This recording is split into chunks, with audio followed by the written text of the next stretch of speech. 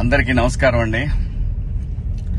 మొత్తానికి అబ్బాయిలు సినిమా పోయింది పోయింది పోయింది పోయింది పోయింది పోయింది అని చెప్పి ట్విట్టర్లో అలాగే ఇన్స్టాగ్రామ్ లో గట్టిగానే ప్రయత్నం చేశారు అబ్బాయి.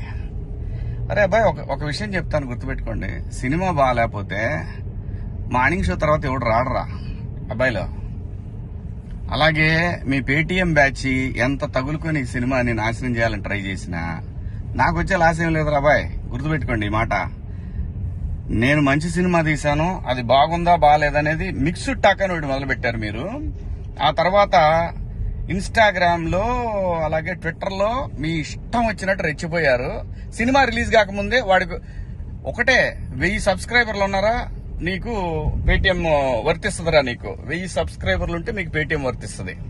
సో అలాంటి పరిస్థితిలో ఉన్న మీకు మీరు ఎంత తన్నకలాడినా నా సినిమాని మీరు ఆపలేరు కూడా.